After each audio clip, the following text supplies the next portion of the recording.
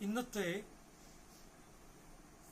ചിന്തയ്ക്ക് ആധാരമായിട്ട് നമുക്കൊരു വാക്യം നമുക്ക് വായിക്കാം. ജോബിന്റെ പുസ്തകം 14-ാം അധ്യായം അതിന്റെ 1-2 വാക്യം. ജോബിന്റെ പുസ്തകം 14-ാം അധ്യായം 1-2 വാക്യം.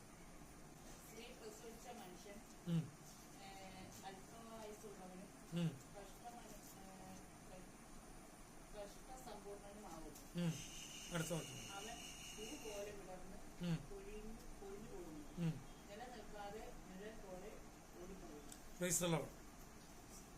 ഒരു സ്ത്രീ പ്രസവിച്ച മനുഷ്യനെ കുറിച്ചാണ് ഈ പറയുന്നത്. മനുഷ്യന്റെ ആയുസ് അല്പായുസാണെന്ന് അവിടെ പറയുന്നു. എന്ന് പറഞ്ഞാൽ ദൈവം തന്നിരിക്കുന്ന ഇപ്പൊ 70 ഏറിയാൽ 80, അല്ലെങ്കിൽ ആദ്യകാലത്തുണ്ടായി 120, അല്ലെങ്കിൽ ഇന്നിപ്പോ നാം കേൾക്കുന്നതായിരിക്കുന്ന പെട്ടെന്നുള്ള മരണങ്ങൾ, ഇതെല്ലാം നോക്കിയാലും മനുഷ്യന്റെ ആയുസ് എന്ന് പറയുന്നത് അത് ഹ്രസ്വമാണ് എന്നാണ് ഈ ഭാഗത്ത് ജോബിന്റെ പുസ്തകത്തിൽ 14-ാം അധ്യായം 1-2 വാക്യങ്ങളിൽ പറഞ്ഞത്. നമ്മൾ പാടിയ പാട്ടോ അല്പകാലം മാത്രം ഈ ഭൂമിയിലെ വാസം സ്വർപ്പൂരമാണ്. ഹല്ലേലൂയ. ശ്രദ്ധിക്കണം, ഈ ദൈവവചനമായിരിക്കുന്ന ബൈബിളിൽ നമുക്കറിയാം ദൈവം മനുഷ്യനെ സൃഷ്ടിച്ചത് പ്രത്യേകതയോടുകൂടി. എന്തൊക്കെ 2 പ്രത്യേകതകളുണ്ട്. ഒന്ന്, ദൈവം തന്റെ സാദൃശ്യത്തിലും സ്വരൂപത്തിലും മനുഷ്യനെ സൃഷ്ടിച്ചു. 1. 2, ദൈവം തന്റെ കരസ്പർശത്താൽ മനുഷ്യനെ സൃഷ്ടിച്ച് അവന്റെ മൂക്കിൽ ജീവശ്വാസമൂതി അവൻ ജീവനുള്ള ദേഹിയായി എഴുന്നേറ്റു. 2 പ്രത്യേകതയുണ്ട്. ഒന്ന്, കർത്താവിന്റെ ഒരു സ്പർശമുണ്ട്, പിന്നെ കർത്താവിന്റെ ഒരു ഛായയുമുണ്ട്. ആമേൻ. ഒന്ന് കരമൂർത്തി കർത്താവിനെ ശ്രദ്ധിക്കണമേ. ഒന്ന്, കർത്താവിന്റെ ഒരു സ്പർശമുണ്ട്, മാസ്റ്റേഴ്സ് ടച്ച്. രണ്ടാമത്തെ കാര്യം, കർത്താവിന്റെ ഒരു ഛായയുമുണ്ട്. എന്നാൽ ഈ പുഴയിലുള്ള വെള്ളത്തിലുള്ള ജീവികള്, അതുപോലെ ഇഴജാതികള്, പറവകള്, കാട്ടിലെ മൃഗങ്ങള്, സസ്യങ്ങള്, വൻ മരങ്ങള്, അതൊക്കെ നോക്കിക്കഴിഞ്ഞാൽ ദൈവം സൃഷ്ടിച്ചത് മുഴുവൻ എന്തുകൊണ്ടാണ്? വാക്കുകൊണ്ടാണ്. എന്തുകൊണ്ടാണ്? വാക്കുകൊണ്ട്. അപ്പോൾ ഈ സൃഷ്ടികർമ്മത്തെ പരിശോധിക്കുന്ന ഒരു വ്യക്തിക്ക് ഒരു കാര്യം മനസ്സിലാക്കാൻ പറ്റും. മനുഷ്യന് ഈ ദൈവം സൃഷ്ടിച്ച സകല സൃഷ്ടികളിൽ നിന്നും ഒരു വ്യത്യാസം ഉണ്ട്. എന്താണ് ആ വ്യത്യാസം? ചില ആൾക്കാരൊക്കെ ഈ സ്കൂളില് ഈ കുട്ടികൾ മിക്കവാറും അധ്യാപകർക്കൊക്കെ ഇരട്ടപ്പേരിടും. ആ ഇരട്ടപ്പേര് വെച്ചാണ് അറിയപ്പെടാം. ഇനി അതുപോലെ ഇരട്ടപ്പേര് വിളിക്കണ അധ്യാപകനും ഉണ്ട്. അങ്ങനെ അധ്യാപകൻ ഇന്ന് മരിച്ചിട്ടുണ്ട്. പേരൊന്നും പറയണല്ലേ. മരിച്ചു 93-ാമത്തെ വയസ്സിലാണ് മരിച്ചതെന്ന് മാത്രം. അപ്പോ ചില ആൾക്കാരെ നോക്കിട്ട് പറയും, നീ എന്നിട്ട് കുരങ്ങനാടാ ഇല്ലേ? ചിലവരെ നമുക്കറിയാം എരുമ വേറെ തന്നെ. ചിലര് ദേ പോണൊരു എരുമ. ഒരു ഭർത്താവ് ഭാര്യനെ എരുമാന്ന് വിളിച്ച് ഞാൻ കേട്ടിരുന്നു. അവളൊരു എരുമയാണ്. മനുഷ്യക്ക് തോന്നിമാരി വിളിക്കുന്നത് അല്ലേ? ഈ മനുഷ്യൻ, ഞാൻ ഇതായിട്ട് പറയാണ്, അതായത് നമുക്ക് ഈ ലോകത്ത് കാണുന്ന മൃഗങ്ങളുടെ പേരും അതുപോലെ തന്നെ മറ്റുള്ള ഈ അണ്ണാൻറ്റി മറ്റൊക്കെ പേരുകളൊക്കെ പറഞ്ഞ ആൾക്കാരെ എന്ത് ചെയ്യുന്നുണ്ട്? വിളിക്കുന്നു.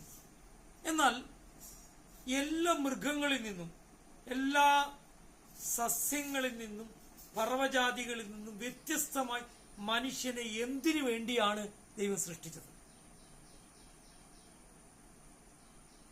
എന്തിനു വേണ്ടിയാണ് സൃഷ്ടിച്ചത്? നമുക്കൊരു വാക്യം വായിക്കുമ്പോൾ അതിന്റെ ഉത്തരം നമുക്ക് മനസ്സിലാക്കാൻ കഴിയും. സഭാപ്രസംഗിയുടെ പുസ്തകം നമുക്ക് വായിക്കാം. സഭാപ്രസംഗിയുടെ പുസ്തകം 3-ാം അധ്യായം അതിന്റെ 11-ാമത്തെ വാക്യത്തിലാണ് മനുഷ്യനെ ദൈവം എന്തിനു വേണ്ടിയാണ് സൃഷ്ടിച്ചത്. കണ്ടാൽ ചിലപ്പോൾ ഒരു പക്ഷെ കുരങ്ങന്റെ പോലെയൊക്കെ തോന്നുമായിരിക്കാം. പക്ഷേ മനുഷ്യനെ ദൈവം സൃഷ്ടിച്ചത് കുരങ്ങനെ പോലെയോ പട്ടിയെ പോലെയോ പൂച്ചയെ പോലെയോ ഒന്നും ആകാനല്ല. വായിച്ചോ, അതിന്റെ 3:11.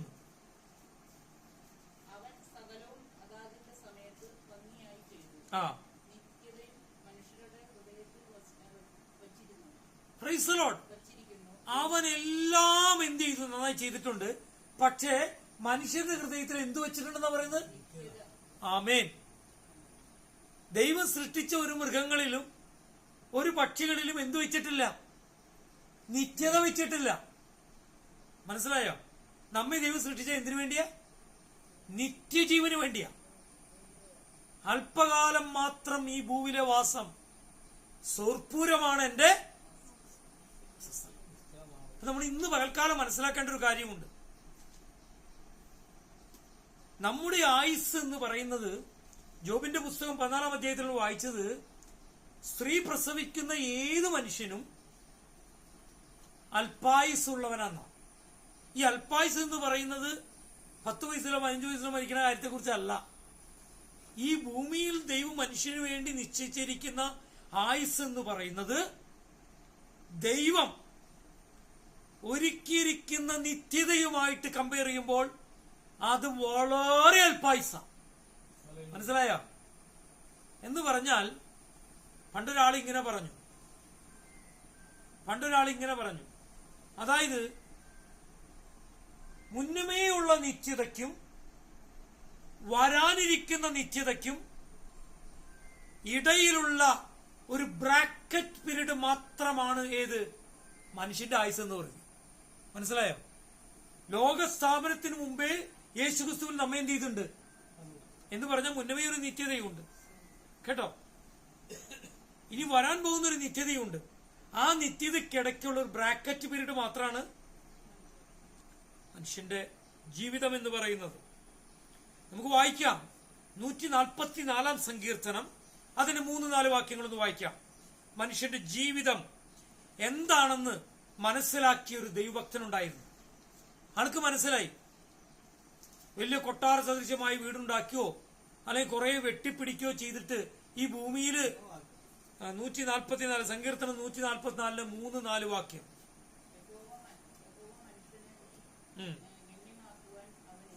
ആ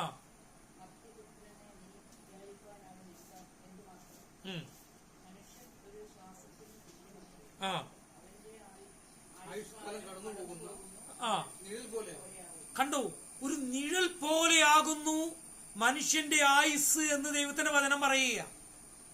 ഇനി ചുരുക്കത്തെ കുറിച്ചാണ് പറയുന്നത്. ഇനി സങ്കീർത്തനക്കാരായ ദാവീദ് എന്ത് പറഞ്ഞു? അതൊന്ന് കേട്ടു നോക്കിയേ. നമ്മള് പണ്ടൊരിക്കൽ ഞാനത് പറയാം. 39 സങ്കീർത്തനം 4-5 വാക്യം വായിച്ചാൽ ഞാൻ അത് കഴിഞ്ഞിട്ട് പറയാം.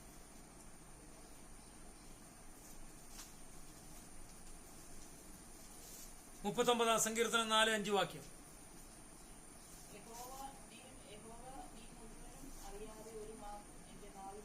ആ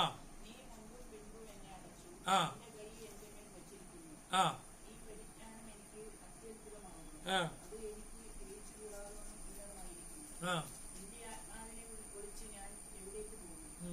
ഏതോ വായിക്കണ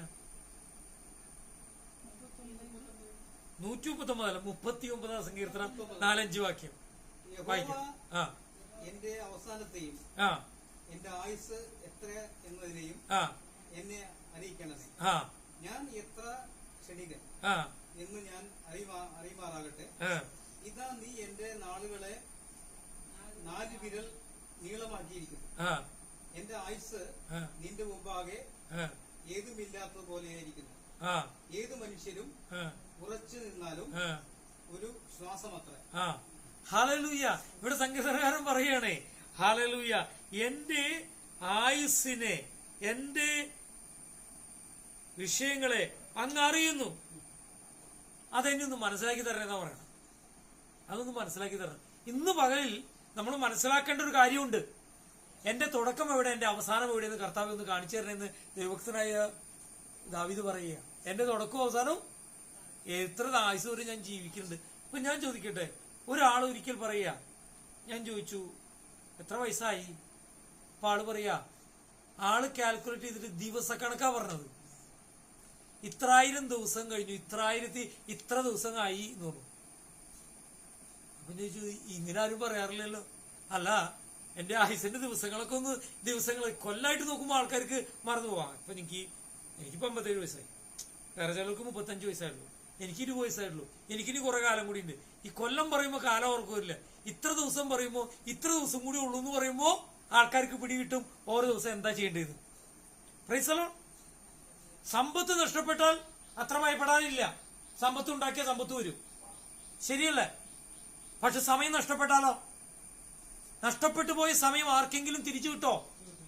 തിരിച്ചു കിട്ടില്ല.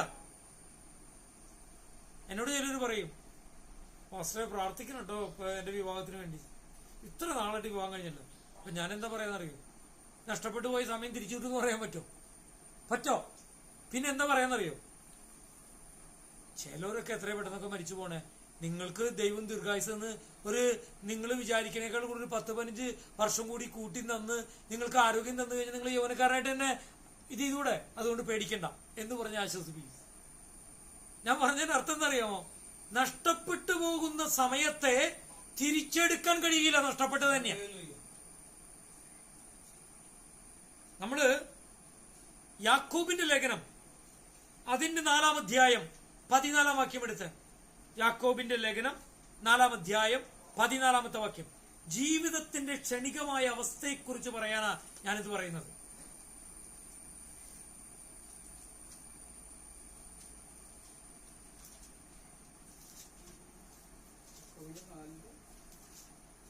നാലിന്റെ 14, യാക്കോബ് 4:14 വായിച്ചോ. ആ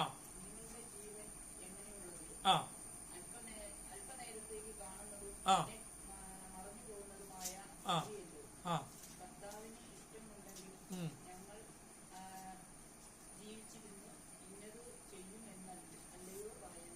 പ്രൈസ് ദി ലോർഡ്. ഇവിടെ യാക്കോബിന്റെ ലേഖനത്തിൽ കൃത്യമായിട്ട് പറയാ, നിങ്ങൾ ഇന്ന് കാണുകയും നാളെ മറഞ്ഞു പോവുകയും ചെയ്യുന്ന മൂടൽ മഞ്ഞു പോലെയാകുന്നു, ആവി പോലെയാകുന്നു.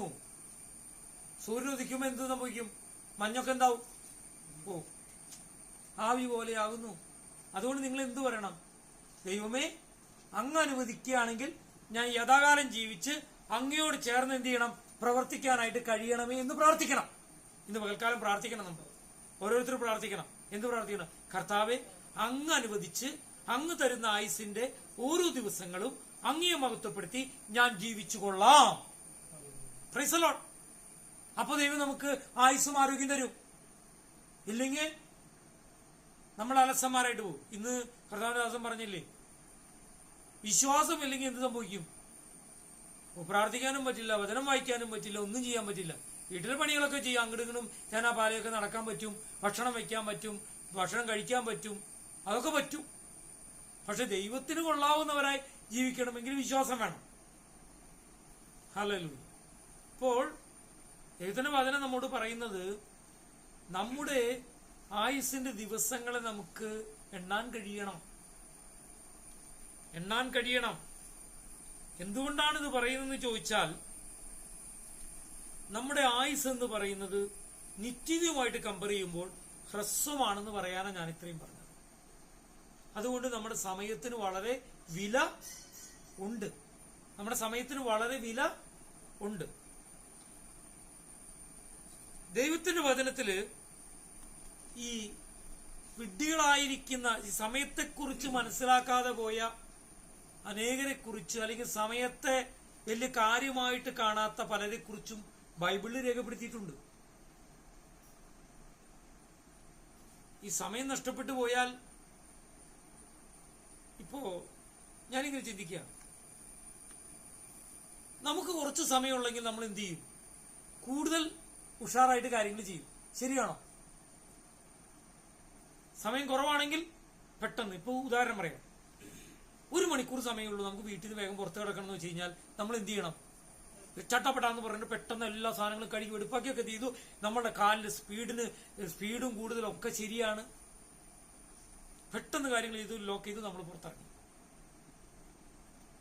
എന്നാ ശരി, ഒരു 5 മണിക്കൂർ കഴിഞ്ഞിട്ട് എത്തിയാൽ മതി എന്ന് പറയുമ്പോ ഒന്ന് ഇരുന്നു, ഒന്ന് കിടന്നു, കുറച്ച് സ്വപ്നം കണ്ട്, ഭക്ഷണം പതുക്കെ കഴിച്ച്, ഭക്ഷണം കഴിക്കുമ്പോൾ ഒരു വീഡിയോയും കണ്ട്, പതുക്കെ പതുക്കെ പതുക്കെ പതുക്കെ പതുക്കെ. ഞാൻ നിങ്ങളോടൊരു കാര്യം പറയാം, ശ്രദ്ധിക്കണം. ഞാൻ ഈ പറഞ്ഞു നിങ്ങൾ ചിരിക്കാൻ ഞാൻ പറഞ്ഞല്ല, ഒരു കാര്യം പറയാൻ വേണ്ടിയാ. പിശാചിന്റെ ഏറ്റവും വലിയ പ്രത്യേകത എന്ന് പറയുന്നത്, സാരില്ല, നീ മിണ്ടാണ്ടിരുന്നോ, നീ കുഴപ്പമില്ലാതിരുന്നോ, പിന്നെയാവട്ടെ പിന്നെയാവട്ടെ പിന്നെയാവട്ടെ, ഇഷ്ടംപോലെ സമയമുണ്ട് എന്ന് പറഞ്ഞ് പറഞ്ഞ് പറഞ്ഞ് നമ്മളെ കൊണ്ട് ദൈവ കാര്യങ്ങളിൽ മടുപ്പുണ്ടാക്കുന്നതാണ് ദുഷ്ടനായ പിശാചിന്റെ ഏറ്റവും വലിയ ഒരു തന്ത്രം എന്ന് പറയുന്നത്. എന്നാൽ അവനോ, അപ്പൊ നമ്മൾ വിചാരിക്കും ശരി മടിയനായിരിക്കും, മടിയന്മാരെ അല്ല, അവൻ ഭയങ്കര ആക്റ്റീവാ, അവൻ ആരെ വിഴുങ്ങണ്ടു എന്നറിഞ്ഞ് അവൻ ഊടാടിക്കൊണ്ടിരിക്കുക. അവൻ ആരെ തെറ്റിലേക്ക് വീഴിക്കാൻ അവൻ ശ്രമിച്ചുകൊണ്ടിരിക്കുക. അവനെല്ലാം ആക്റ്റീവായിട്ട് ചെയ്തുകൊണ്ടിരിക്കുന്നത്. അവൻ ഭയങ്കര ആക്റ്റീവാണ്. കാരണം അവനറിയാം ഇനി അവന് കുറച്ചു കാലമുള്ളൂ എന്നറിയാം, അവനെ കുറച്ചു കാലമുള്ളൂ. അതിനു മുമ്പ് പറ്റാവുന്ന മുഴുവൻ അവന്റെ കൂടെ നരകത്തിലേക്ക് കൊണ്ടുപോകാൻ പരിശ്രമിക്കുന്ന ഒരു സാഡിസ്റ്റാണ് ആര്? പിശാച്. പിശാച് കൊല്ലുവാനും മുടിക്കാനും നശിപ്പിക്കാനും വരുന്ന. പണ്ട് കാലത്ത് ഞാനിങ്ങനെ പരസ്യങ്ങൾ പ്രസംഗിക്കുമ്പോൾ ഞാൻ പറയാറുണ്ട്, ഞാൻ കോളേജിൽ പഠിക്കുന്ന സമയത്ത് ഈ ചാലക്കുടിക്കാരായ കുറച്ച് യൗവനക്കാരെ പോലീസ് അറസ്റ്റ് ചെയ്തു. അറസ്റ്റ് ചെയ്യാൻ കാരണം എന്നറിയാമോ? അവര് ഒരു ടെമ്പോ ട്രാവലർ വിളിച്ച് അവരന്ന് ബാംഗ്ലൂര്, ഗോവ, പല സ്ഥലങ്ങളിലേക്കും പോയി. അവർ പോകാനുള്ള ഉദ്ദേശം എന്നറിയോ? ഇവിടെ വലിയ പണക്കാരും നാട്ടുകാരും വലിയ പകൽമാന്യന്മാരും ഞായറാഴ്ച കുർബാനയ്ക്ക് പോകുന്നവരൊക്കെ ആയിരുന്നു. അപ്പൊ ഇവരെല്ലാവരും കൂടി കൂട്ടിയായിരുന്നു ഇവർ പോയപ്പോ. അന്ന് ഈ വീട്ടില് TV ഇല്ല, മൊബൈൽ ഫോൺ ഇല്ല, ഒന്നും ഇല്ലാത്ത കാലം. അവരെന്തറിയാമോ? VCR ഉണ്ടെന്ന് ഏതില് ഈ ടെമ്പോ ട്രാവലറിലുണ്ട്. അപ്പൊ ഇവിടെ നിന്ന് കയറിയ ഇവിടെ നിന്ന് ബാംഗ്ലൂർ എത്തണ വരെ അവരുടെ ഉദ്ദേശം 2 കാര്യങ്ങളായിരുന്നു പ്രധാന ഉദ്ദേശം. ഒന്ന്, അവര് ബ്ലൂ ഫിലിം കാണാനാണ് അവരുടെ ഒരു ഉദ്ദേശം. രണ്ടാമത്തെ ഉദ്ദേശം കാണുന്ന ബാറുകളിൽ കയറി വെള്ളടിക്കുക. നാട്ടിലല്ലോ, ചാലക്കുടിയിലല്ലോ. അങ്ങനെ എവിടെയോ വെച്ച് പോലീസ് പിടിച്ചു വരെ അറസ്റ്റ് ചെയ്തു.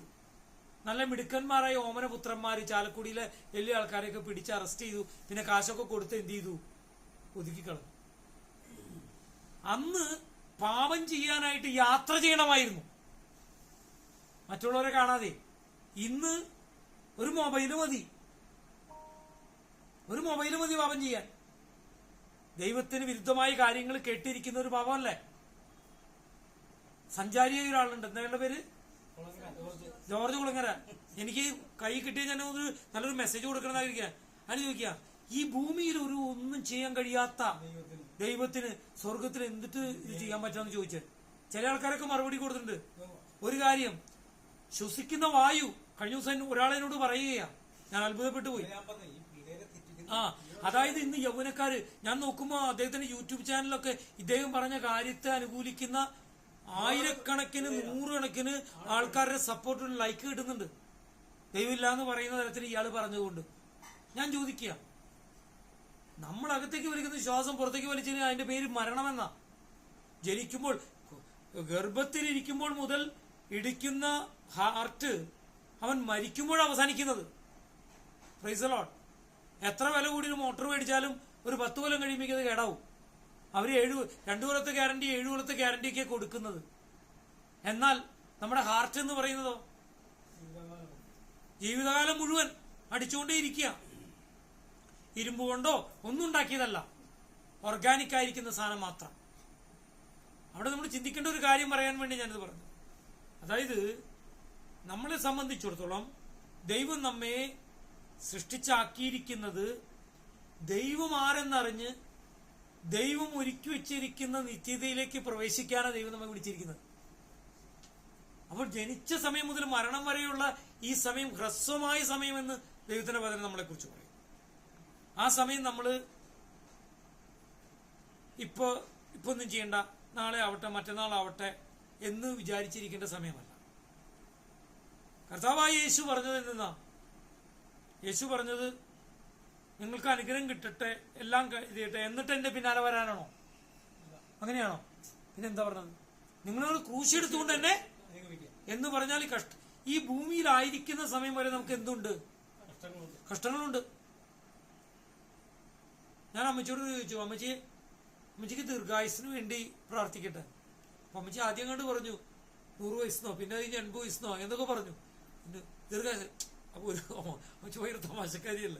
അമ്മച്ചി പറഞ്ഞു വലിയ ദീർഘായുസിന് വേണ്ടി പ്രാർത്ഥിച്ചു കഴിഞ്ഞാൽ ഇതിനേക്കാൾ ആരോഗ്യക്കുറവല്ലേ ഉണ്ടാവുള്ളൂ, നിങ്ങൾക്ക് വലിയ ഭാരം ഉണ്ടാന്ന് പറഞ്ഞു. അങ്ങനെ വിചാരിക്കുന്നതിന് വളരെ ചുരുക്കമാ സത്യം പറഞ്ഞാൽ. കാരണം നമുക്ക് ആയുസ് കൂടി 99, 100, 110 ആയി കഴിഞ്ഞു കഴിഞ്ഞാൽ നോക്കുന്നവർക്കും ബാക്കിയുള്ളവർക്കും വലിയ കഷ്ടമായിട്ട് വരും. ശരിയല്ലേ? അപ്പൊ പിശാചിന്റെ ഒരു തന്ത്രമാണ് ഞാൻ പറയുന്നത്. നാളെ ആവട്ടെ മറ്റന്നാളാവട്ടെ എന്ന് പറഞ്ഞ് നമ്മളെ മടിയന്മാരാക്കിയിട്ട് അവൻ ആ കാര്യങ്ങൾ എന്ത് ചെയ്യും? അവൻ അവന്റെ കാര്യങ്ങളിൽ വളരെ ആക്റ്റീവായിട്ട്. അതുകൊണ്ട് ഇന്ന് മനസ്സിലാക്കിയേക്കണം, എന്റെ ജീവിതം, എന്റെ ദിവസങ്ങൾ എണ്ണപ്പെട്ടിരിക്കുന്നു. അതുകൊണ്ട് ഞാൻ കർത്താവിന് വേണ്ടി ശക്തിയോടെ നിൽക്കും. ഞാൻ പ്രാർത്ഥിക്കും, ഞാൻ പ്രവർത്തിക്കും, ഞാൻ വചനം മറ്റുള്ളവരോട് പറയും. സ്വർഗത്തിൽ ചെല്ലുമ്പോൾ എനിക്ക് 2 കാര്യങ്ങളെങ്കിലും കൊണ്ടുപോകാൻ പറ്റണം. ഒന്ന്, ആത്മാക്കളെ കൊണ്ടുപോകാൻ പറ്റണം കൂട്ടത്തില്. നമ്മുടെ കൂട്ടത്തിലല്ല, അവിടെ ചെല്ലുമ്പോൾ കാണാൻ പറ്റണം നമുക്ക്. പിന്നെ ദൈവത്തിന്റെ വചനം അത് മാറ്റമില്ലാത്തതാണ്. അത് നമുക്ക് അവിടെ ചെല്ലുമ്പോൾ നമുക്കുണ്ടായാൽ ഗുണമാണ്. എന്താ വചനം കൂടുതൽ പഠിച്ചാൽ, കൂടുതൽ വായിച്ചാൽ, കൂടുതൽ ധ്യാനിച്ചാൽ നമുക്കുള്ള ഗുണം? ദൈവവചനം വായിക്കുമ്പോൾ ദൈവത്തെക്കുറിച്ച് കൂടുതൽ അറിയുന്നത്, അറിവുകൾ ലഭിക്കും. ദൈവം ആരെന്ന് മനസ്സിലാക്കാൻ കഴിയും. ദൈവത്തിന്റെ സ്നേഹം എന്തെന്ന് മനസ്സിലാക്കാൻ കഴിയും. മനസ്സിലായോ? അതുകൊണ്ട് ദൈവത്തിന്റെ വചനം ധ്യാനിക്കണമെന്ന് എന്തുകൊണ്ടാണ് ദൈവം പറഞ്ഞത്? അതൊരു കാര്യമുണ്ടല്ലോ. 1-ാം സങ്കീർത്തനം, രാപ്പകൽ ധ്യാനിക്കുന്നവൻ ഭാഗ്യവാൻ. എന്താ ഈ ധ്യാനം എന്ന് പറയുന്നത്? ഈ ഡിവൻ ധ്യാന കേന്ദ്രത്തിൽ നടക്കുന്ന ഒച്ചപ്പാടും ബഹളമല്ല ധ്യാനം എന്ന് പറയുന്നത്. അതുപോലെ ഏതെങ്കിലും സ്ഥലത്ത് ധ്യാനം എന്ന് പറഞ്ഞിട്ട് എല്ലാ സമയം പ്രസംഗിക്കുന്ന അല്ല ധ്യാനം എന്ന് പറയുന്നത്. ധ്യാനം എന്ന് പറയുന്നത് ദൈവവചനം വായിച്ചതിന് ശേഷം ആ വചനത്തിലെ കാര്യങ്ങളെക്കുറിച്ച് ഹൃദയത്തിൽ അത് മനനം ചെയ്ത് അതിനുള്ളിലുള്ള വൻ കാര്യങ്ങളെ ദൈവത്തിൽ നിന്ന് പ്രാപിക്കുന്നതത്രേ എന്ത്? ധ്യാനം. ആനാന്ന് എഴുതണമെങ്കിൽ എത്ര അക്ഷരം വേണം ലാലി സൗകര്യം? 2 അക്ഷരം പോരെ? 2 അക്ഷരം പോരെ? ഇത്ര കുഞ്ഞിതാണോ നീ വിചാരിച്ച് എഴുതിയിട്ട് ഒരു ആനയുടെ മുന്നിൽ ചെന്ന് നിന്നാലോ?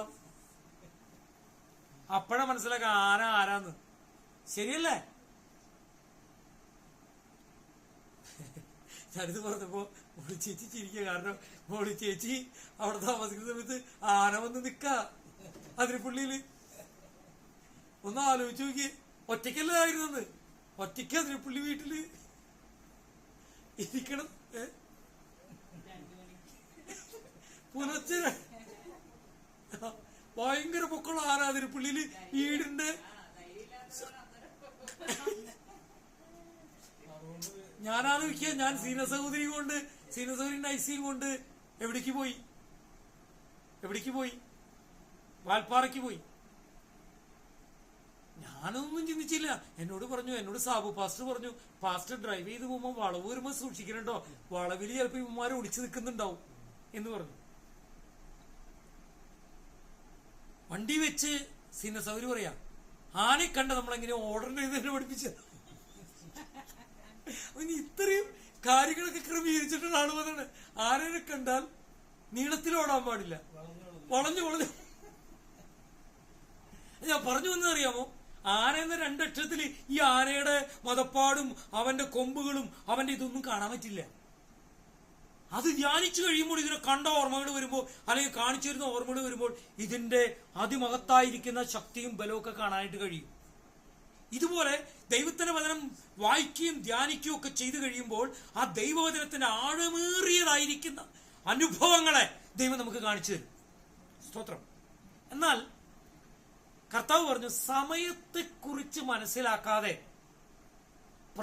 ലോകത്തിന് വേണ്ടി, ദൈവത്തിന് വേണ്ടി പ്രവർത്തിക്കാണ്ട് ലോകത്തിന് വേണ്ടി അധ്വാനിച്ച ആൾക്കാരെ കുറിച്ച് കർത്താവ് പലതും പറഞ്ഞിട്ടുണ്ട്. ഒരു വിഡ്ഢിയായിരിക്കുന്ന ഒരു പണക്കാരനെ കുറിച്ച് കർത്താവ് പറഞ്ഞു. അയാൾ എന്നാ പറഞ്ഞത്? ഞാൻ ഇനിയും അധ്വാനിക്കും, ഞാൻ ഇനിയും കൃഷി ചെയ്യും, ഞാൻ കിട്ടിയത് മുഴുവൻ എന്ത് ചെയ്യും, ഞാൻ വലിയ പണിയും, അവിടെയും തികയാണ്ട് വരുമ്പോൾ വേറെയും പണിയും, അത് കഴിഞ്ഞ് ഇനിയും പണിയും, പണിത്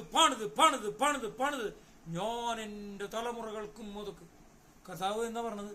ഞാൻ ഇന്ന് രാത്രി നിന്റെ പ്രൈസലോ സമയത്തെക്കുറിച്ച് ബോധ്യമില്ലാതെ ദൈവകാര്യങ്ങളില് ഞാൻ നിങ്ങളോട് പറഞ്ഞു, മനുഷ്യനെ ദൈവം സൃഷ്ടിച്ചത് എന്തിനു വേണ്ടിയാ? നിത്യതയ്ക്ക് വേണ്ടി ദൈവം സൃഷ്ടിച്ച ഒരു മൃഗമാണ് മനുഷ്യൻ. മൃഗത്തെ ചുമ്മാ ഞാൻ പറഞ്ഞത് നിങ്ങൾക്ക് മനസ്സിലാക്കാൻ വേണ്ടിയാ. മനുഷ്യന് ദൈവത്തിന്റെ മകനാക്കി മാറ്റിയത് നിത്യതയ്ക്ക് വേണ്ടി സൃഷ്ടിച്ചതുകൊണ്ടാ. ഹല്ലേലൂയ. അതിന്റെ വില നമ്മൾ മനസ്സിലാക്കണം.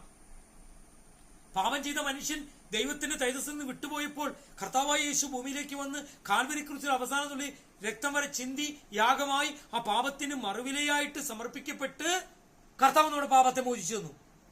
അതുവഴി നമ്മൾ ആരായി മാറി? ദൈവത്തിന്റെ മകനും മകളുമായി മാറി. ദൈവത്തിന്റെ മകനും മകൾക്കുമാണ് നിത്യതയുടെ അവകാശമുള്ളത്. സ്തോത്രം. ഇനി കർത്താവ് പറഞ്ഞു, ഈ ഒരു സ്ഥലത്ത് വിത്തിട്ടു, അതിന്റെ കൂടുതൽ എന്തും കൂടി മുളച്ചു വന്നു, കളയും കൂടി മുളച്ചു വന്നു. കർത്താവ് പറഞ്ഞു, അത് അവിടെ ഇരിക്കട്ടെ, ഇപ്പൊ കളയണ്ട. ഇപ്പൊ കളഞ്ഞു കഴിഞ്ഞാൽ ഇപ്പൊ കൂടെയുള്ളതിന് പ്രശ്നം ഉണ്ടാവും. നമ്മളിത് പറിക്കുന്ന കൂട്ടത്തിൽ അതെങ്ങനെ പറിച്ചു പോയാലോ? എന്നാൽ ആ കൊയ്ത്തിന്റെ സമയം ഉണ്ടല്ലോ, അതിനും ഈ സാധനമൊക്കെ എന്ത് ചെയ്തോളാം? കൂട്ടിയിട്ട് കത്തിച്ച് കളയാം. Praise the Lord. ഹല്ലേലൂയ. നമ്മൾ അധ്വാനിക്കുന്ന എന്തിനു വേണ്ടി? നല്ല വിത്ത്, നല്ല ഫലം പുറപ്പെടുവിച്ച് നിത്യതയ്ക്ക് വേണ്ടി നമ്മൾ ഒരുങ്ങണമെന്നാണ് ദൈവത്തിന്റെ വചനം പറയുന്നത്.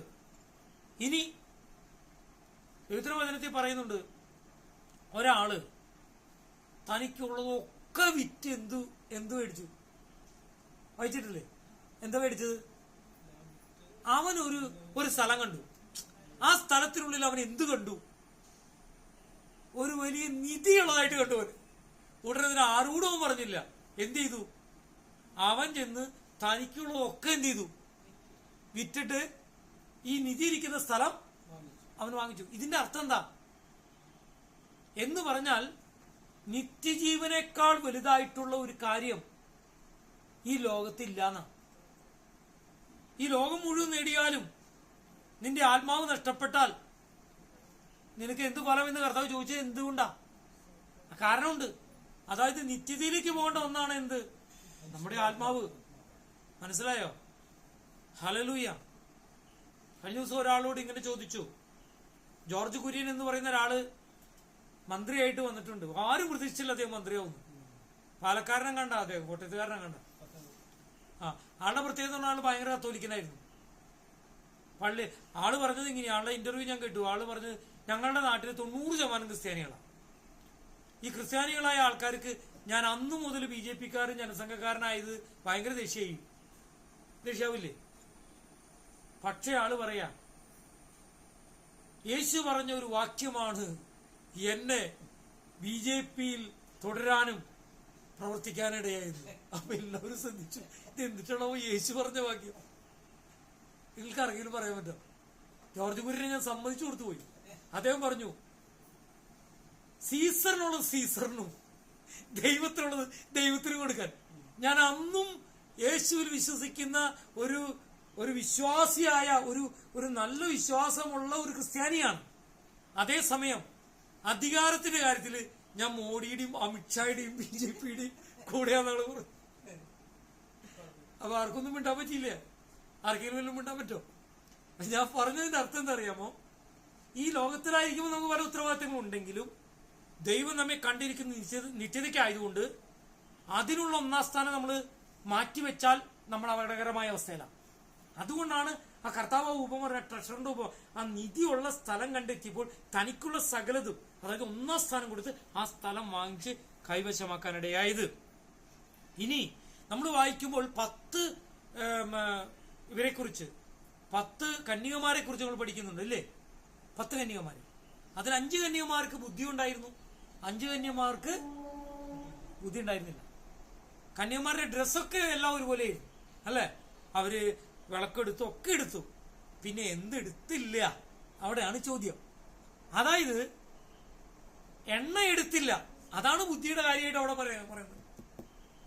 അതായത് മണവാളൻ വരുമ്പോൾ കത്തിക്കേണ്ടതായി വിളക്ക്, അത് വരാൻ വൈകിയാലും കെട്ടുപോകാൻ സാധ്യതയുണ്ടെങ്കിലും വിളക്കിലുള്ളത് കുറവാകുക കൊണ്ട് അതിലേക്ക് ഒഴിക്കാനുള്ള എണ്ണയും അവർ കരുതിയിരുന്നു.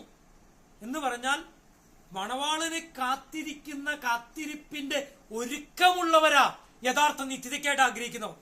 Praise the Lord. മനസ്സിലായോ? സ്തോത്രം. ഇനി അതുപോലെ തന്നെ താലന്തിനെ കുറിച്ച് പറഞ്ഞപ്പോ ഇങ്ങനെ പറഞ്ഞു. എന്തു പറഞ്ഞു? ഒരാൾക്ക് എത്ര താലന്ത് കൊടുത്തു? 5 താലന്ത് കൊടുത്തു. വേറൊരാൾക്ക് 2 3 2. ഇനി അവസാനം ഒരാൾക്ക് എത്ര കൊടുത്തു? 1 കൊടുത്തു. ഈ 1 കൊടുത്ത ആൾ എന്തു പറഞ്ഞു? അയാളെന്താ പറഞ്ഞ? നഷ്ടപ്പെട്ടു പോയി എനിക്ക് ആ പ്രശ്നം. അതുകൊണ്ട് ഞാൻ എന്ത് ചെയ്യും? അതങ്ങനെ തന്നെ എന്ത് ചെയ്യും? കുഴിച്ചിടും. കേട്ടോ? ദൈവം നമ്മളെ ആക്കി വെച്ചിരിക്കുന്നത് നമുക്ക് തരുന്ന താലന്തൊന്നും കുഴിച്ചിടാനൊന്നുമല്ല. എന്തിനു വേണ്ടിയാ? അതിനെ കൂടുതലാക്കണം. കർത്താവ് ഇങ്ങനെയും കൂടി ഒരു ചോദ്യം ചോദിച്ചു. അവിടെ ഉപമയില് പറയാണ്, നീ ഇത് പലിശക്കാർക്ക് കൊടുത്തേക്കാ പലിശ കാശെങ്കിലും കിട്ടുമല്ലോ. ചില ആൾക്കാർ ബിസിനസ് ചെയ്യാൻ പേടിയാ. അവരെന്ത് ചെയ്യുന്നറിയാമോ? ഈ പൈസ ബിസിനസ് ചെയ്യുന്നവർക്ക് കൊടുക്കും ഒരു പലിശക്ക്. ചില ആൾക്കാർ ഇത് തന്നെ മനസ്സിലാക്കിയിട്ട് വലിയ പൈസയൊക്കെ വരുന്ന കടം വാങ്ങിച്ചിട്ട് പലിശയൊക്കെ കൃത്യമായിട്ട് കൊടുത്തോണ്ടിരിക്കും. കുറെ നാൾ കഴിഞ്ഞിട്ടാ മനസ്സിലാവുന്നത് മുതൽ മൊത്തം പോയിന്ന്. പറ്റിക്കലായിരുന്നു അവരുടെ. കർത്താവ് പറയാണ്, ആർക്കെങ്കിലും കൊടുത്തിട്ട് പലിശയെങ്കിലും കൂട്ട്, അത്രയെങ്കിലും നിന്ന് കൂട്ടിക്കുന്നത് നല്ലതായിരുന്നു. ഒരു ഗുണമില്ലാത്ത, ഏതൊരു മലയാള വാക്ക് പറയും, എനിക്കത് പറയും, ഒരു ഗുണമില്ലാത്ത ക്രിസ്ത്യാനികളുണ്ട്. ഒരു ഗുണവുമില്ല. ദൈവത്തിന് ഒരു ഗുണമില്ലാത്തവർ.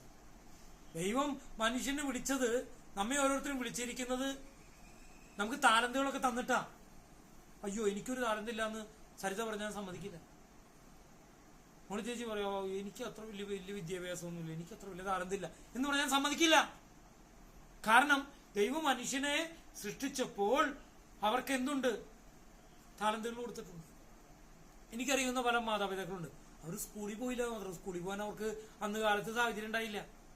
മക്കളൊക്കെ ഉണ്ടല്ലോ 100-ൽ 100 മാർക്ക് വാങ്ങിച്ച് റാങ്ക് കിട്ടിയ. അപ്പൊ ആൾക്കാർ അപ്പനും അമ്മയൊക്കെ വളരെ പാവപ്പെട്ടവരാണല്ലോ, ദരിദ്രരാണല്ലോ, അവരൊന്നും പഠിച്ചിട്ടില്ലല്ലോ. അവരുടെ മക്കൾ, അവർക്ക് പഠിക്കാൻ സാഹചര്യം ഇല്ലാത്തതുകൊണ്ട് എന്നതുപോലെ ദൈവം നമുക്ക് തന്നിരിക്കുന്ന താലന്തുകള് ഉപയോഗിക്കാനുള്ള സാഹചര്യം നിങ്ങൾ നിഷേധിച്ചാൽ അത് അങ്ങനെ തന്നെ ഇരിക്കും. ദൈവം കണക്ക് ചോദിക്കുകയും ചെയ്യും. Praise the Lord. ഹല്ലേലൂയ. ഞാനിത് എന്തുകൊണ്ടാ പറയുന്നതെന്ന് അറിയാമോ? നമ്മുടെ ആയുസ് എന്ന് പറയുന്നത് ഹ്രസ്വമാണ്.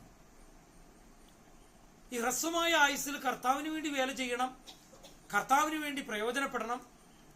പ്രാർത്ഥനയും വചനവും സുവിശേഷ അറിയിക്കലൊക്കെ നമ്മുടെ ജീവിതത്തിൽ വേണം. അങ്ങനെ നമ്മൾ ഒരു ധനികന്മാരായിട്ട് സ്വർഗത്തിലേക്ക് പോകണം. എന്താണ് ഇത് ചെയ്തില്ല ഇങ്ങനെയുള്ള കുഴപ്പം എന്താണെന്നും കൂടി പറഞ്ഞില്ലെങ്കിൽ ഞാൻ ഈ ഹ്രസ്വം എന്ന് പറഞ്ഞുകൊണ്ടുള്ള കാര്യമില്ല. അതായത് നമുക്ക് ഒരു വാക്യം വായിക്കാം. കൊരിന്തോസുകാർക്ക് എഴുതിയ വിശുദ്ധനായ പൗലോസ് എഴുതിയ 2-ാം ലേഖനം, അതിന് 5-ാം അധ്യായം 10-ാമത്തെ വാക്യം ഒന്ന് വായിക്കാം.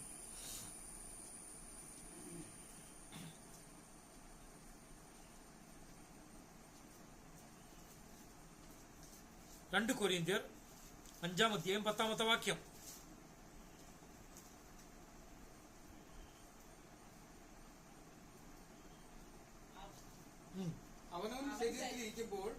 അവനവൻ ശരീരത്തിലിരിക്കുമ്പോൾ ചെയ്തത് നല്ലതായാലും തീയതായാലും അതിന് തക്കവണ്ണം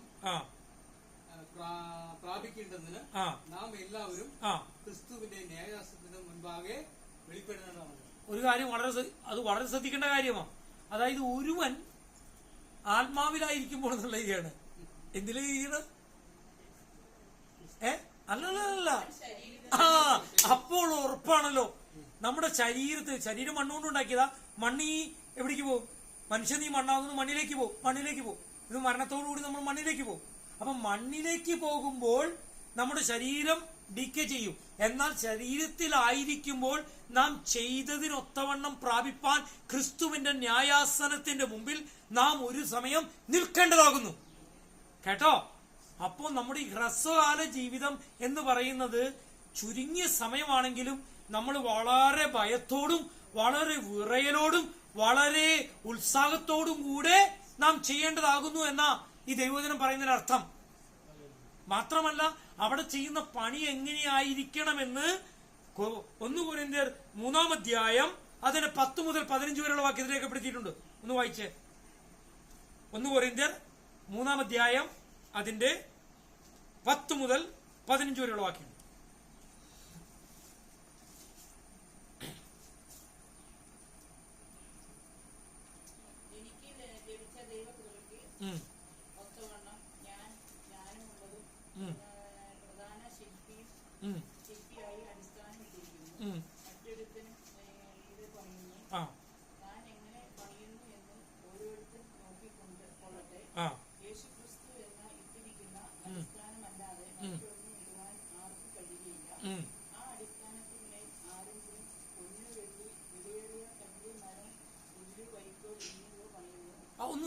ഒന്ന് എണ്ണിയേ, എന്തൊക്കെ സാധനങ്ങളാണെന്ന് പറഞ്ഞേ? പൊന്ന് 1, വെള്ളി, വിലയേറിയ കല്ല്, മരം, പുല്ല്, വൈക്കോൽ. അപ്പോ 6 കാര്യങ്ങൾ പറയുന്നുണ്ട്. എന്ന് പറഞ്ഞ വ്യത്യസ്തമായ പണിയെക്കുറിച്ചാ ഈ പറയുന്നത്. വായിക്കും.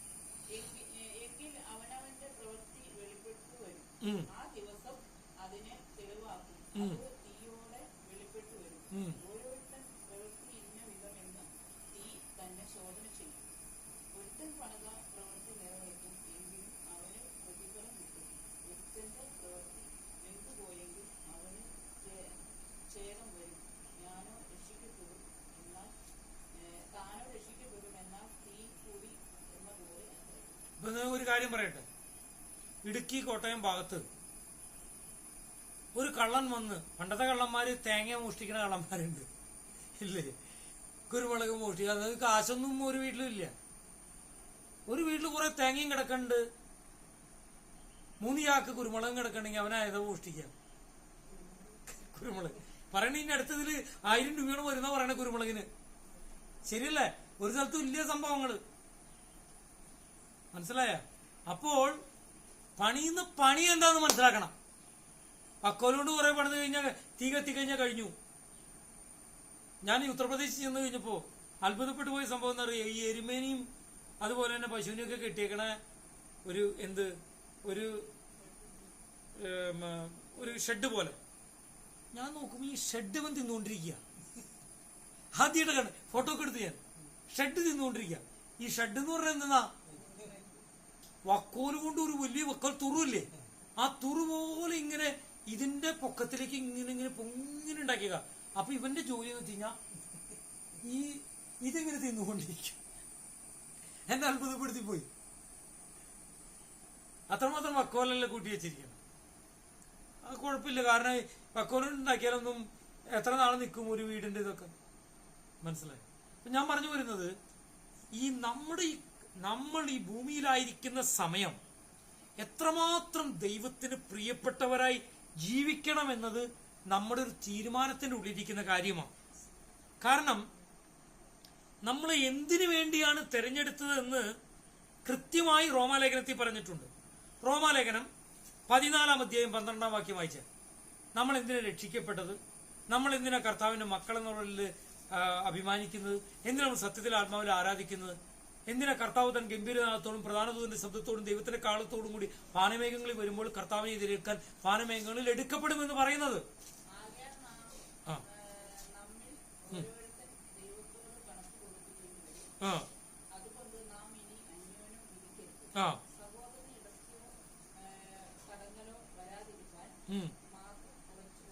കണ്ടോ, നമ്മൾ എങ്ങനെ ജീവിക്കണം, മറ്റുള്ളവർ വിധിക്കാതെ നാം നമ്മെ തന്നെ വിധിച്ച് നമുക്ക് നമ്മുടെ ജീവിതം എങ്ങനെയാണ് കർത്താവിന് വേണ്ടി പ്രിയപ്പെട്ടതാണോ, കർത്താവിന് പ്രയോജനപ്പെടുന്നതാണെന്നോ ആലോചിച്ച് നാം നമ്മെ തന്നെ എന്ത് ചെയ്യണം, നാം മുന്നോട്ട് കൊണ്ടുപോകണം. കാരണം നമ്മുടെ ഈ പ്രവൃത്തികൾക്കെല്ലാം എന്തുണ്ട്, പ്രതിഫലമുണ്ട് എന്നാണ് ദൈവത്തിന്റെ വചനം പറയുന്നത്.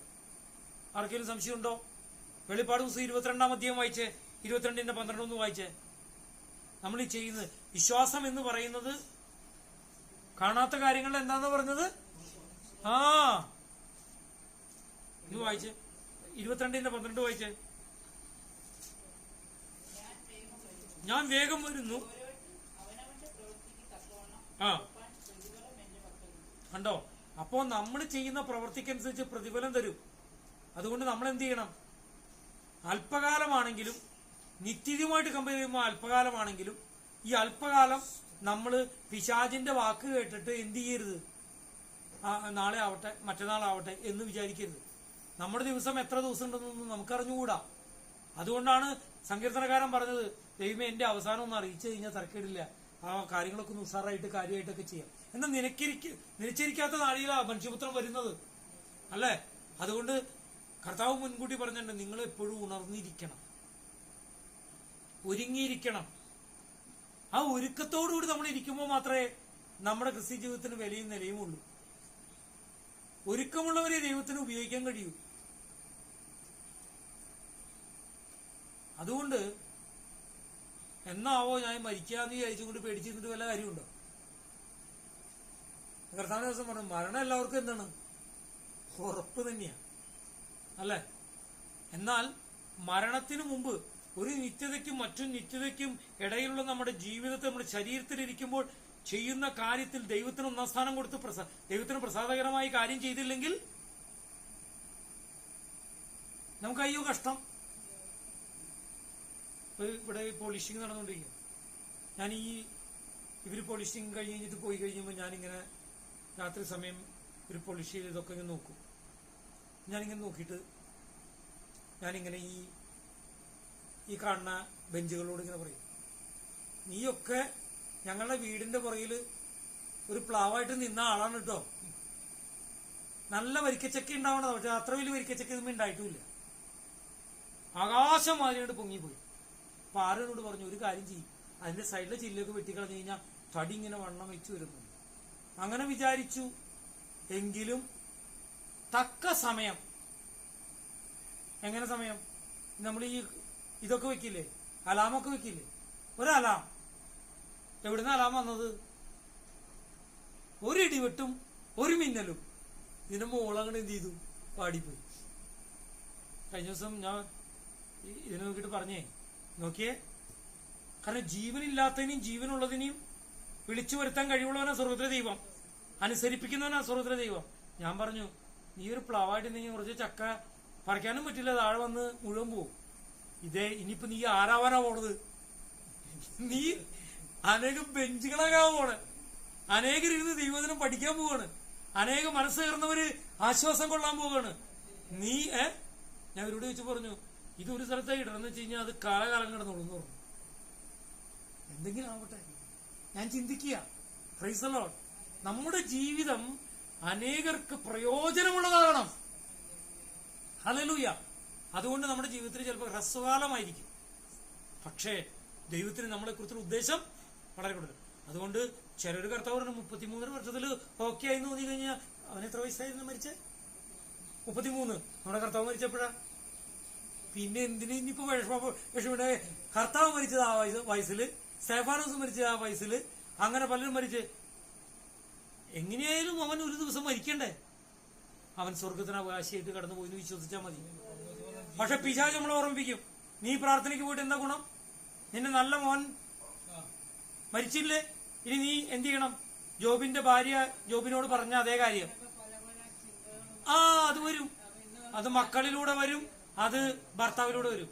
ഇവരാദ്യം പോയി അങ്ങോട്ടേക്ക്. ഞാൻ പോയി എന്നോട് പറഞ്ഞു, പുള്ളിയുടെ അടുത്ത് ചെല്ല, അപ്പൊ ഇങ്ങോരവിടെ കുറച്ച് ആളുടെ ഭർത്താവേ ഇപ്പൊ എന്തോ ഒരു അപകടം എന്നല്ലാതെ മരിച്ചു എന്നും അറിയില്ല. അപ്പൊ ഞാൻ ചെല്ലുമ്പോ ആൾക്ക് എന്നെ ആദ്യം മനസ്സിലായില്ല. പിന്നെ ഞാൻ ഇങ്ങനെ പിന്നെ പെട്ടെന്ന് മനസ്സിലായി. പിന്നെ ഞാൻ പറഞ്ഞു, ഞാൻ എന്താ വന്നേന്ന് അറിയോ, മോനിങ്ങനെ ആക്സിഡന്റ് ഒക്കെ പറ്റിയെന്ന് പറഞ്ഞല്ലോ. പതുക്കെ പുള്ളിയോട് പറഞ്ഞു, മോൻ മരിച്ചു എന്ന് പറഞ്ഞു. ഉടനെ പുള്ളി വാവിട്ട് നിലവിളിച്ച് കരഞ്ഞതെന്നറിയോ, എന്റെ നല്ല മോൻ മരിച്ചു എന്നാ പറഞ്ഞത്. അങ്ങനെ പറഞ്ഞത്. ഇപ്പൊ ഈ മൂത്ത മോനും പക്ഷെ അറിയാം ആരെ നല്ല മോൻ കേട്ടോ. പിന്നെ കുറേ നേരം കരച്ചിലായിരുന്നു. ഞാൻ പിന്നെ കുറേ നേരം എന്തു ചെയ്യും, പുറക്കെ ഒഴിഞ്ഞു കൊടുത്ത് ഞാൻ പ്രാർത്ഥിച്ചുകൊണ്ടേയിരുന്നു. 1.5 മണിക്കൂർ കഴിഞ്ഞ് കഴിഞ്ഞിട്ട് ഞാൻ ആളെയും കൊണ്ട് ഇങ്ങോട്ട് പോന്നു. Praise the Lord. ഞാൻ പറഞ്ഞതിന് അർത്ഥം അറിയാമോ? എനിക്കുണ്ട 2 കാര്യങ്ങളെന്ന് പറഞ്ഞു. എനിക്ക് അത്ഭുതം തോന്നി. ക്രിസ്ത്യാനിയായ ഒരു പെണ്ണിനെ കെട്ടിയതുകൊണ്ട് ഞാൻ വീട്ടിൽ നിന്ന് പുറത്തായി എന്ന് പറഞ്ഞു. ലീലാമയെ കെട്ടിയതുകൊണ്ട് വീട്ടുകാരുടെ വിദ്വേഷം കിട്ടി. ഇപ്പൊ നല്ല മോനും ഞാൻ എന്ത് ചെയ്തു ദൈവമേ എന്ന് ചോദിച്ചുകൊണ്ട് ഇങ്ങനെ കരഞ്ഞുകൊണ്ടിരിക്കുകയാണ്. ഞാൻ ആളെ ആശ്വസിപ്പിച്ചു. അല്ല, ഞാൻ പറഞ്ഞതിന്റെ കാര്യം എന്താ അറിയാമോ? ഞാൻ പറഞ്ഞതിന്റെ കാര്യം, പലരും പറഞ്ഞ് നമ്മുടെ വിശ്വാസത്തെ കുറയ്ക്കാൻ പലരും പരിശ്രമിക്കുമ്പോൾ സ്വർഗത്തിലെ ദൈവം നമ്മോട് പറയുക, ഹ്രസ്വകാലമാണ്, അല്പകാലമാണ് നമ്മുടെ ആയുസ്. ഈ ആയുസ്സിൽ നിത്യതയ്ക്കാണ് നമ്മെ ദൈവം ഒരുക്കിയത്. അതിനുള്ള കാര്യങ്ങൾ കോംപ്രമൈസ് ചെയ്യാൻ പാടില്ല. നിത്യതയ്ക്കുള്ളത് ചെയ്യാതെ നമ്മുടെ ജീവിതത്തിൽ മുന്നോട്ട് പോയാൽ എത്ര വലിയ പണക്കാരനായാലും എത്ര വെട്ടിപ്പിടിച്ചവനായാലും മരിക്കുന്ന സമയത്ത് ആ മരിച്ച ശവം ഒരു പരമദരിദ്രനായിരിക്കും. ദൈവത്തിന് കൊള്ളാവുന്നവനായിട്ട്, ദൈവത്തിന് സ്വീകാര്യനായിട്ട്. കർത്താവ് പറഞ്ഞ പോലെ സീസറിനുള്ളത് സീസറിനും ദൈവത്തിനുള്ളത് ദൈവത്തിനും കൊടുക്കണം. ദൈവം മനുഷ്യന് നൽകിയത് ദൈവത്തിന്റെ ആത്മാവിനെയാണെങ്കിൽ ആ ആത്മാവിനെ അസൂയോട് അഭിലഷിക്കുന്ന ഒരു ദൈവം സ്വർഗത്തിലുണ്ടെന്ന് ദൈവത്തിന്റെ വചനം നമ്മോട് പറയുക. ഞാൻ പറഞ്ഞത് നിങ്ങൾക്ക് മനസ്സിലാവുന്നുണ്ടോ? അതുകൊണ്ട് അല്പകാലമാണ് ഈ ഭൂമിയിലെ വാസം. ഞാൻ എപ്പോഴും ചിന്തിക്കും. അതുകൊണ്ട് എല്ലാ ദിവസവും കിടക്കുന്നതിന് മുമ്പ് എന്ത് ചെയ്യണം? പ്രാർത്ഥിക്കണം. എന്ത് പ്രാർത്ഥിക്കണം? കർത്താവ്, ഞാൻ എന്തെങ്കിലും അറിഞ്ഞോ അറിയാതെയോ എന്തെങ്കിലും ചെയ്തിട്ടുണ്ടെങ്കിൽ എന്നോടങ്ങ് ക്ഷമിക്കണം. കാൽവരി കുരിശിൽ ചൊരിഞ്ഞ രക്തത്താൽ കഴുകി ശുദ്ധീകരിക്കണം. അങ്ങ് ഏത് സമയത്തും ഒരു ഉറക്കത്തിലാണ് ഞാൻ മരിച്ചു പോകുന്നെങ്കിൽ വിരോധമില്ല. ഒരുക്കത്തോടുകൂടി കിടന്നുറങ്ങിക്കഴിഞ്ഞാൽ വല്ല പ്രശ്നമുണ്ടോ? അത് നമ്മുടെ ജീവിതം എപ്പോഴും ഒരുക്കമുള്ളതായിരിക്കണം. അതിനായിട്ട് സ്വർഗത്തിലെ ദൈവം സഹായിക്കട്ടെ. ഒരു കാര്യം ഒരിക്കൽ കൂടെ ഞാൻ ഓർമ്മിപ്പിക്കുന്നു. അതായത്, മനുഷ്യനെ ദൈവം സൃഷ്ടിച്ചിരിക്കുന്നത് അവന്റെ ഹൃദയത്തിനകത്ത്, അവന്റെ ഉള്ളിൽ ഒരു നിത്യത വെച്ചിട്ടാ. ഒന്ന്. രണ്ടാമത്തെ കാര്യം, ഈ ഹ്രസ്വകാല ജീവിതത്തിൽ ശരീരത്തിലിരിക്കുമ്പോൾ ചെയ്യുന്ന കാര്യങ്ങൾക്ക് മുമ്പിൽ നമുക്ക് റിവാർഡ് കിട്ടാനോ അതിന് തക്കവണ്ണം പ്രാപിക്കാനോ കർത്താവിന്റെ ന്യായാസനത്തിന് മുമ്പിൽ നാം നിൽക്കേണ്ട ഒരു ദിവസം വരുമെന്ന് ദൈവത്തിന്റെ വചനം പറയുന്നു.